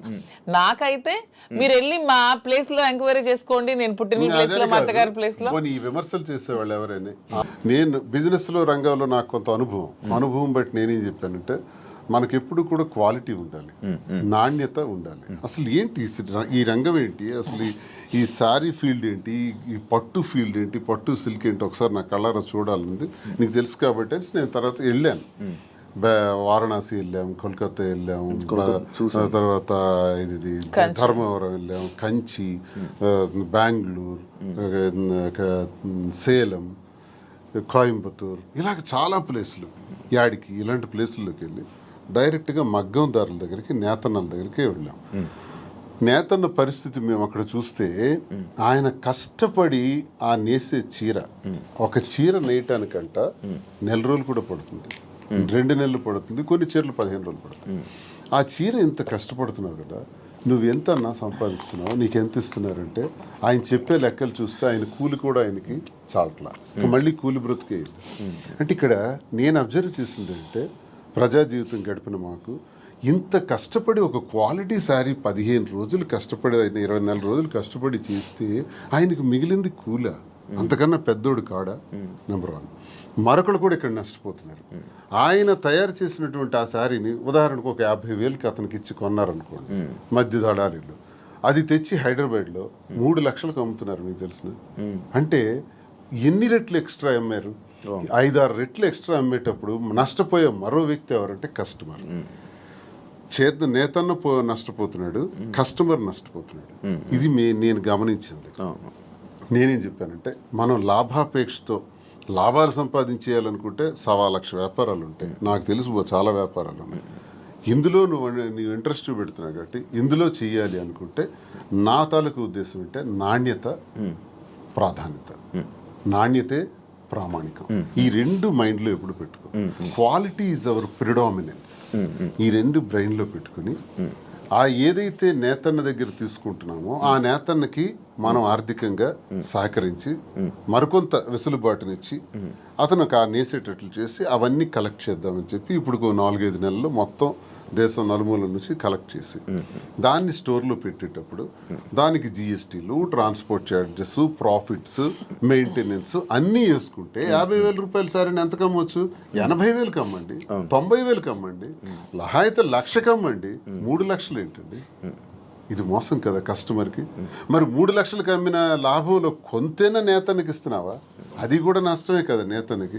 ఈ 2 ఆలోచించి, ఈ 2 బ్యాలెన్స్ చేసి బిజినెస్ సక్సెస్ఫుల్గా రన్ అవ్వాలంటే, వ్యాపారం పెట్టిన తర్వాత ఆ వ్యాపార యజమాని ఎవరన్నది జనానికి తెలుస్తుంది.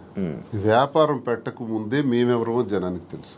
కాబట్టి మా మీద ఒక ఎక్స్పెక్టేషన్ ఉంటుంది, ఒక నమ్మకంతో మా దగ్గరికి వచ్చేటప్పుడు ఆ కస్టమర్ ఆ కళ్ళల్లో నేను సరైన ప్రైస్ ఇచ్చాను అన్నటువంటి ఆనందాన్ని మేము చూడాలి. అరే నేను ఈ స్టోర్కి వచ్చి చాలా ఎక్కువ డబ్బులు ఇచ్చేసాననే బాధని ఎక్కడ ఏ కళ్ళల్లో కూడా మనం చూడకూడదు అన్నది మా ప్రధానమైనటువంటి ఉద్దేశం. నేతన్న దగ్గర నుంచి కస్టమర్కి మధ్యలో బాధ్యత వహిస్తూ రీజనబుల్ ప్రైస్, సరసమైన ధర ఇవ్వాలన్న దానితో ఇది ప్రారంభించి ఒక 6 బ్రాంచెస్, తర్వాత విజయవాడ, విశాఖపట్నం, రాజమండ్రి, కాకినాడ, బెంగళూరు కూడా అనుకుంటున్నాం. ఇంక జ్యువెలరీ కూడా స్టార్ట్ చేద్దామని ప్లాన్ చేస్తున్నాం. ఒక మంచి ఆలోచనతో దువ్వాడ శ్రీనివాస్ చీరలు అమ్ముతున్నాడా, దువ్వాడ శ్రీనివాస్ ఇలా అయిపోయాడా, అలాగే ఎవరైనా ప్రచారాలు చేసుకుంటే దువ్వాడ శ్రీనివాస్ రాజకీయం వదిలేడు, పదునైనటువంటి భాష వదలడు, తూర్పార పడ్డానికి ఎంత తోడైనా సరే ఆగే ప్రసక్తే లేదు, ప్రశ్నిస్తాడు. దువ్వాడ శ్రీనివాస్ రాజకీయం అనే గ్రౌండ్ ఫీల్డ్ వదిలేడు. దయచేసి ఆ భ్రమల నుంచి బయటపడమని వాళ్ళకి నేను సవాల్ చేస్తున్నాను. వ్యాపారం చేయాలని మాధురికి సహకారంగా పూర్తిగా ఉంటాను. ఈ తాను చేసే ఈ పట్టు సిల్క్స్లో ఈ స్టోర్స్ని బాగా డెవలప్ చేసే విధంగా, దాంతోపాటు యాడింగ్ జ్యువెలరీ కూడా, విమెన్కి కావాల్సిన వాటి పైన ఆమెకి జ్యువెలరీలో కూడా బాగా నాలెడ్జ్ ఉంది కాబట్టి అవి కూడా పెట్టి అవి కూడా సరసమైన ధరలకి ఇచ్చే విధంగా మేము చేస్తామే తప్ప లాభాపేక్ష కోసం ఏదో అలా తప్పుడు పద్ధతుల్లో లాభం సంపాదించాలనో ఉద్దేశం కదా. అలా అనుకుంటే చాలా వ్యాపారాలు ఉన్నాయి. మా ఉద్దేశం అందుకే కాంచీపురం ఒకళా సిల్క్స్ అని కూడా పేరు పెట్టాం. ఒకళా మాత పేరు. ఒకళా మాత అంటే వెంకటేశ్వర స్వామి తల్లి. ఇంకో హిస్టరీ కూడా మేము దానికి కనెక్ట్ అయినాం. ఎందుకు కనెక్ట్ అయ్యంటే వెంకటేశ్వర స్వామి పేరు పెట్టొచ్చు. నేను వెంకటేశ్వర స్వామి భక్తులు, మేము స్వామి భక్తులుగా స్వామి వారి తల్లి పేరు ఒకళా మాత పెడదామని. ఎందుకంటే ఒక చిన్న స్టోరీ ఉంది. ఒకళా మాత ద్వాపర యుగం ముందు యశోదాదేవి, యశోదాదేవిగా కృష్ణుడికి తల్లిగా పుట్టారు. మరి కృష్ణుడికి ఆ యుగధర్మం ప్రకారం, ఆ అవతారం తాలూకా పద్ధతి ప్రకారం ఆయనకి చాలా వివాహాలు జరిగాయి. ఆ వివాహాల్లో ఎక్కడా కూడా యశోదాదేవి పాత్ర లేదు. అప్పుడు ఆమెకు కోరుకుంటుంది, నా కొడుక్కి నేను పెళ్లి చేయలేకపోయానని. అది విష్ణువుకి తెలియజేస్తే విష్ణువు చెప్తారు, అమ్మా ఈ జన్మలో నీకు అది సాధ్యపడలేదు, కలియుగాంతంలో నువ్వు నాకు వివాహం చేస్తావు దగ్గరుండి అని మాటిస్తారు. ఆ మాట ప్రకారమే కలియుగాంతంలో ఆమె ఈ 7 కొండల్లోనే పుట్టి అక్కడే నివసిస్తూ ఓ కుటీరంలో ఉండగా కొన్ని కారణాల వల్ల వైకుంఠం నుంచి ఆ కొండపైనకి రావటం జరుగుతుంది వెంకటేశ్వర స్వామి. అప్పుడు నిరాడంబరుడుగా వచ్చి ఆ కుటీరానికి చేరినప్పుడు ఆమె చూస్తారు. నువ్వెవరు బాబు అని అడిగితే ఆయన సమాధానం చెప్పారు, నీ ఊరు అంటే అన్ని ఊళ్ళు నావే, నీ పేరు అంటే అన్ని పేర్లు నావే అని చెప్తారు. అప్పుడు ఒకళాదేవి ఒకళామాతగా కదా జన్మించారు. నీ పేరు శ్రీనివాసుడు అని పేరు పెడతాను, ఇక నుంచి నేను శ్రీనివాసుడు అని పిలుస్తాను అంటే వెంకటేశ్వర స్వామికి శ్రీనివాసుడు అని పేరు పెట్టింది ఒకళమాత. అక్కడి నుంచి అప్పుడు చెప్తారు ఆయన ఎవరన్నది ఆమెకు అర్థమవుతుంది. అమ్మా గత జన్మలో నీకు ఇచ్చిన మాట ప్రకారం నేను వచ్చాను, ఆకాశరాజు కుమార్తె పద్మావతికి ఇచ్చి నా వివాహ ఏర్పాట్లు నువ్వే దగ్గరుండి చెయ్యని చెప్తారు. అప్పుడు తల్లిగా ఆకాశరాజు దగ్గరికి వెళ్ళి పద్మావతితో మాట్లాడి శ్రీనివాసుడికి ఇచ్చి వివాహం చేసే దానిలో వివాహ వేడుకలు ఎంత బ్రహ్మాండంగా చేస్తారంటే ఒకళమాత. పెళ్లి కూతురు ఎలా ఉండాలి, పెళ్లి కొడుకు వెంకటేశ్వర స్వామి సాక్షాత్ ఎలా ఉండాలి, పెళ్లికి డబ్బులు కావాలి, ప్రతి పెళ్లికి అప్పు అవుతుంది. అందుకే ఆ అప్పు కోసం కుబేరుడి దగ్గర అప్పు తెచ్చి పెళ్లి చేయటం, ఆ అప్పే ఇప్పటి వరకు వెంకటేశ్వర స్వామి వడ్డీ కాసుల వాడిగా తీరుస్తుంటారు. సో మేమెందుకు కనెక్ట్ అయినామంటే సాంప్రదాయాలకు నెలవైన, పెళ్లిళ్లకు నెలవైన, మంచి హస్తవాసి కలిగిన ఆ వెంకటేశ్వర స్వామి వారి తల్లి ఒకళామాత పేరుని కాంచీపురం పట్టు సిల్క్స్ కి నెలవైన ఆ ప్రాంతాన్ని కంచి కామాక్షిదేవి ఆశీస్సులతో కాంచీపురం ఒకళ సిల్క్స్ అని పేరు పెట్టి ఈ పట్టు చీరలు ఏదైతే మేము అమ్ముతామో సాంప్రదాయాలకు నెలవైన అమ్మవారి ఆశస్సులతో ప్రతి ఒక్కరి చేతికి తాకాలని, వారి పాదాలని, వెంకటేశ్వర స్వామి విగ్రహం కూడా అక్కడ పెడుతున్నాం, ఒకళామాత విగ్రహం కూడా ఉంటాయి, వారి పాదాలకు తాకి ఆ వస్త్రాలను అందరికీ అందజేయాలనే ఉద్దేశంతో కాంచీపురం ఒకళా సిల్క్స్ అని పేరు పెట్టాం. అందుకు మీకు స్టోరీ తెలియజేస్తాను. ఇది ఒక దీని మీద ఇంత ఎక్సర్సైజ్ చేసామని చెప్పడానికి మీకు తెలియజేస్తాను. ఇంత కష్టపడి ఇంత ఎక్సర్సైజ్ చేసి లాభాపేక్ష కోసం చేసింది కాదు, ఒక గుడ్ విల్ పెంచుకోవటానికి, మరింత సేవలు వ్యాపార రంగం ద్వారా కూడా అందించడానికి ప్రజలకు ఇది మేము చేస్తాం. మీ యూట్యూబ్ ఛానల్ ఎలా నడుస్తుంది? బాగా నడుస్తుంది? లేదండి, షాప్ గోల్లా పడి యూట్యూబ్ ఆపేసాను, చాలా రోజులు అయింది. స్టార్టింగ్ లో మీ యూట్యూబ్ ఛానల్ కి ఎంతో తక్కువ మంది ఫాలోవర్స్ ఉండేవాళ్ళు. అలాగే ఈ మధ్య ఇష్యూ అయిన తర్వాత మంచి సబ్స్క్రైబర్ తో, మంచి వ్యూవర్షిప్ తో, అదే చాలా లక్షల్లో సబ్స్క్రైబర్స్ తో, మంచి వ్యూవర్షిప్ తో వెళ్ళింది. మంచి సక్సెస్ అయినట్టుంది యూట్యూబ్ అంతా. రెవెన్యూ పరంగా వచ్చింది. నాకు స్టార్ట్ చేసిన 1 month లోనే 2 lakhs అంత వచ్చింది యూట్యూబ్ లో. ఆ పిల్లలే తీసుకుంటున్నారు, వీడియోస్ పెడతారు వాళ్ళే. తర్వాత మరి గ్యాప్ వచ్చింది. నేను షాప్ హడావుడిలో పడి ఈ సారీ వీవింగ్ చేయించడం, వీవర్స్ దగ్గర యూట్యూబ్ ఛానల్ వాళ్ళకి ఇచ్చారు, బట్ మీరు లోపల కనబడతారు అంతే. అంతే. నాకు లోపల రెవెన్యూ కోసం కాదు, నాకు పబ్లిక్ తో ఇంటరాక్షన్ కావాలి, పీపుల్ నాకు దగ్గర అవ్వాలి. ఫేమింగ్ అంటే ఫేమ్, జనాల్లో ఫేమ్ అంటే ఒక అందరూ నన్ను గుర్తుపట్టాలి, ఈ ఫేమ్ పిచ్ ఉందా? ఎందుకు ఉండదు? మీకు లేదా? మీకు లేదా? నాకు తెలియకుండా అడుగుతున్నా. ఫేమ్ ఎవరికైనా ఉంటుంది, మనిషి లక్షణమే అది, ఎవరికైనా ఉంటుంది. ఎందుకు ఉండదు? మనం గొప్పగా ఉండాలి, ఫేమ్ రావాలి, అందరూ మనం గుర్తుపట్టాలి. సినిమాలో నటించాలని కోరికలు ఉన్నాయి? సినిమాలో నటించాలని కోరిక కూడా ఉంది నాకు. ట్రై చేస్తున్నా. లేదు, ఇంతవరకు ఎప్పుడు ట్రై చేయలేదు. చూద్దాం ఎప్పుడైనా. సినిమా మీ ఇద్దరేనా? అలానే కాదు, నాకు మంచి అంటే విలన్ క్యారెక్టర్లు చేయాలని ఉంది, మంచి విలన్ రోల్స్. అలా. సీరియల్స్ చూస్తారా? లేదు, సీరియల్స్ అలవాట్లేదు. ఎంతవరకు ఎప్పుడు ఒక సీరియల్ కూడా చూడలేదు. ఓకే. మీరు పంపిస్తారా సినిమా యాక్టింగ్ ఇండస్ట్రీ? నాకు సినిమా తీసాం కదా ఇద్దరు, వాలంటీర్ అని ఒక సినిమా తీసి రిలీజ్ చేసాం. Okay okay. నాకు ఇంట్రెస్ట్ ఫీల్డ్, ఎందుకంటే చేయడానికి తప్పే ఉంది. అవన్నీ హాబీస్, అవి ఇంట్రెస్ట్స్, తప్పే లేదు. సార్ ఇది ఈ బొట్టు ఎందుకు సార్ ఇలా పెడతారు? ఇంత అమ్మవారి బొట్టు. ఓకే. అంటే మిమ్మల్ని ఎప్పుడు ఫ్రేమ్లో చూసినా బొట్టు అలా ఉంటూనే ఉంటుంది. అసలు నాకు తెలిసి హిందూ సాంప్రదాయ ప్రకారం ప్రతి ఒక్కరు కూడా బొట్టు పెట్టుకోవాలి. అది అబ్బాయిలైనా అమ్మాయిలు కానీ. మీ మధ్యన ట్రెండ్ ఫాలో అవుతూ మీరు పెట్టుకోరు. శ్రీనివాస్ గారు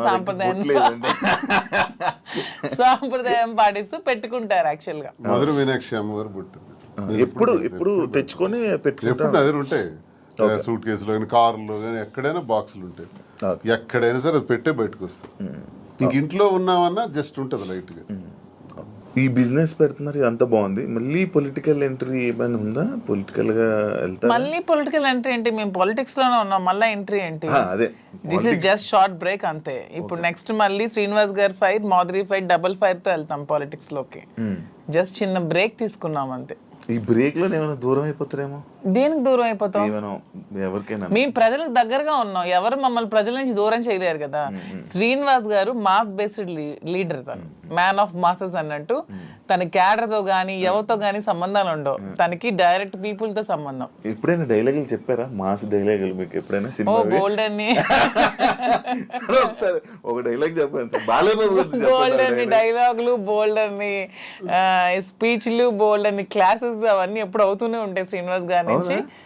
he's completely mass based leader. Duvvada Srinivas అంటే మరి మీకు తెలుసో లేదో కానీ ఏదో శ్రీకాకుళంలో మీకు కూడా తెలియాలి. అప్పటి నుంచే బాంబుల్ శ్రీని అనేవాళ్ళు దువ్వాడ శ్రీనివాస్ కి. ఒక రౌడీ, ఒక మాస్ లీడర్, పీపుల్ దగ్గరగా ఉంటాడు, ప్రజల కోసం ఎన్నో పోరాటాలు చేశాడు. ఈవెన్ షూటెడ్ సైట్ ఆర్డర్స్ వచ్చాయి అతని మీద, కాల్పులు కూడా ఎదురెళ్లారు. అలా పోరాట యోధుడు అతను. అతన్ని ఎవరు బీట్అవుట్ చేసి రాజకీయాల నుంచి తప్పించే ఇది కూడా ఎవరికి ఉండదు. అవన్నీ జస్ట్ ఇది చిన్న బ్రేక్ తీసుకున్నాను. మాక్సిమం శ్రీనివాస్ గారిలో నాకు ఈ వ్యక్తిత్వం ఇష్టం అని చెప్తాను కదా. హీఈస్ వెరీ హానెస్ట్ అండి. ఎప్పుడు కూడా నాకు తెలిసి ఇంతవరకు నేను ఈ 5 years నేను రాజకీయాలు ఉన్నప్పుడు ఎంతో మంది వచ్చి అతని దగ్గర మేము ఇవి ఇస్తాం, ఎంత డబ్బులు ఇస్తాం, మాకు ఇది చేయండి, మాకు ఇది ఇస్తాం, ఈ ట్రాన్స్ఫర్ చేయండి అన్నప్పుడు ఏ రోజు కూడా 1 రూపీ కూడా ఎవరి దగ్గర కూడా ఆశించని వ్యక్తి ఎవరైనా ఉన్నారంటే పాలిటిక్స్ లో దువ్వాడ శ్రీనివాస్ ఒక్కలే. ఈవెన్ కాకరాపల్లి అప్పుడు థర్మల్ పవర్ ప్లాంట్ ఉద్యమంలో కూడా తనకు 20 crores తెచ్చి ఆఫర్ ఇచ్చారు కంపెనీ వాళ్ళు. అది తృణోపాయంగా కాదనుకున్నారు. ఆ టైంలో తీసుకుని ఉంటే ఎలక్షన్లో అప్పుడే గెలిచేవాళ్ళు. అతను అవతల పార్టీ వాళ్ళు తీసుకున్నారు, ఆ చిన్నాడు వాళ్ళు గెలిచారు. ఆ టైంలో 1 రూపీ కూడా లేకుండా ఎలక్షన్ లో పార్టిసిపేట్ చేశారు. కానీ ఏ రోజు కూడా లంచాలకి ఎప్పుడు కూడా తను తలొగ్గలేదు. దానికి అతీతంగానే పనిచేశారు. చాలా హానెస్ట్ గా ఉండి ఎప్పుడు అబద్ధాలు చెప్పరు, స్ట్రైట్ ఫార్వర్డ్. ఎవరు ఏదైనా ప్రత్యర్థుల మీద విరుచుకు పడతారు. చాలా ఫ్రాంక్ గా ఉంటారు. తన నమ్ముకున్న నాయకుడి కోసం ఎంతవరకైనా వెళ్తారు. జగన్మోహన్ రెడ్డి అంటే అతనికి చాలా ఇష్టం, దైవ సమానులుగా భావిస్తారు. అతని కోసం మానవ బాంబులా కూడా ఉంటారు. అంటే అతని కోసం జగన్మోహన్ రెడ్డి కోసం అటాక్ అంటే వెళ్ళి ఎదురుగా నిలబడమన్నా నిలబడతారు. నమ్ముకున్న వ్యక్తి కోసం ప్రాణం ఇచ్చే టైప్. సో ఇంత మంచి క్వాలిటీస్ ఎవరిలో ఉంటే ఎవరైనా ఇష్టపడతారు. ఒక పాయింట్ మధ్యలో శ్రీని గారు అబద్ధాలు ఆడరండి, అస్సలు ఆటరు. మీరు ఎప్పుడు అబద్ధం ఆడలేదు మీ వైఫ్ వాణి గారి దగ్గర కానీ అక్కడ? నేను అబద్ధం ఎప్పుడు? దేనికి ఆడాలి? అన్ని ఫెయిర్ గానే ఉంటాను నేను. ఓకే, ఆ ఫెయిర్ ఇప్పుడు ఈ విషయాన్ని ఫెయిర్ గా ఉండడం వల్లే ఎక్కువ గొడవలు అయ్యి అర్థం చేసుకోవాలి అతన్ని. ఓకే, సరే మీకు సో అదే మా ధైర్యం. ఇప్పుడు అవినీతి తిన్నట్టు అవినీతి అక్రమాలు భూదందాలు అధికార దుర్వినియోగం చేస్తే ఇప్పుడు కూటమి ప్రభుత్వంకి బెస్ట్ ఛాన్స్. నా మీద అవన్నీ తీయొచ్చు, లోపల ఇయ్యొచ్చు. నేను ఇంత టార్గెట్ చేసి మాట్లాడదాను కదా. ఇంతమంది నాయకుల మీద ఎన్ని ఉంటాయి కానీ ఇతని మీద ఏం ఉండవు, క్లీన్ చిట్ తో ఉంటారు. జరగడానికి వీళ్ళు నేను చేయను, అదే నా ధైర్యం. మీరు అదే ఇందాక మర్చిపోయాను, మీరు డైలాగ్ ఏం డైలాగ్ ఎప్పుడైనా చెప్పారా మాధురి గారికి? ఏమైనా ప్రపోజ్ చేసినప్పుడు కానీ లేకపోతే అప్పుడప్పుడు ఏమైనా చెప్తా ఉంటారు? న్యాచురల్ గా ఉంటుంది తప్ప డైలాగ్స్ ఇవన్నీ కావు. తనకి ఆ రకంగా నాలో ఉన్న క్వాలిటీస్ నచ్చిండొచ్చు, ఆమెలో ఉన్నటువంటి ప్రేమతత్వం నాకు నచ్చింది. అదే కదా నేను కోల్పోయాను, ఆమె దగ్గర అదే పొందాను. నా కోసం పాపం అన్యాయం అయిపోయింది, ఒంటరి అయిపోయింది, కన్నవారి అత్తవారి దగ్గర మాట పడింది, సమాజంలో చాలా మంది ఏకాకిం చేసేసినారు. ఈ పరిస్థితుల్లో ఏం చేయాలి? నా పిల్లలు బాగానే ఉన్నారు, భార్య అందరూ బాగానే ఉన్నారు, ఆస్తులు రాసేసాను. సో వదిలేద్దామా? మా కోసం త్యాగం చేసిన అమ్మాయికి మేమే రాజకీయాల్లో తీసుకొచ్చి విడిచిపెట్టేస్తే ఒకవేళ ఏదైనా జరిగితే మనసు చిన్నది చేసుకుంటే ఆ పాపం మాకు చుట్టదా? మరి అలా ఉండేటువంటి అమ్మాయికి భరోసాగా నేను నిలబడ్డాను.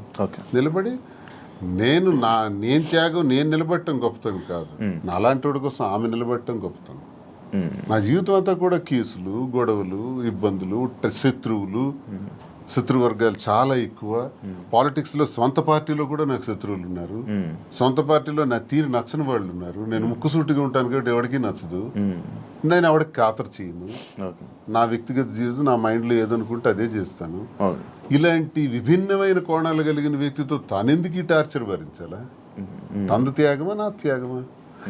ఇన్ని బాధల మధ్య నేను భరోసాగా ఉండి మేము కలవాల్సిన పరిస్థితి వచ్చిందే తప్ప మేమేదో సమాజానికి చేసింది ఏదో ఇలా ఉండొచ్చా, ఇలా చెయ్యొచ్చా, ఇలా మీకే ప్రశ్నించబడిన వాళ్ళు చాలా మంది అనొచ్చు, ఏం సందేశం ఇస్తాడు ఇవన్నీ అంటే ఇది మా పరిస్థితి. అన్నీ ఎక్స్ప్లెయిన్ చేసాం. బాగుంది, దయచేసి విమర్శించేవాడు కూడా మీరు చాలా సందేశాలు మీవి తీస్తే బోల్డ్ ఉంటాయి. ఓకే, ఇప్పుడు మీ ఇద్దరు పిల్లల్ని మీ ముగ్గురు పిల్లల్ని మేమే చూసుకుంటాం అన్నారు కానీ వాళ్ళు యాక్సెప్ట్ చేస్తారా? మీ దగ్గర మా ధర్మం చేస్తున్నారా? మా ధర్మం మాది. ఇప్పుడు చేసినా చేయకపోయినా వాళ్ళ పిల్లలు ఆల్రెడీ సెటిల్డ్ అండి. ఒక అమ్మాయి, ఇద్దరు అమ్మాయిలు డాక్టర్లు అయిపోయారు. ఒక అమ్మాయికి ఆల్రెడీ మ్యారేజ్ చేస్తారు, ఇంకో అమ్మాయికి మ్యారేజ్ ఉంది. అది కూడా వాణి గారు డబ్బులు అడిగారు, అది కూడా తను ఒప్పుకున్నారు. మ్యారేజ్ చేయడానికి మేము ఫైనాన్షియల్ గా ఇస్తామని చెప్పి అది కూడా ఒప్పుకున్నారు.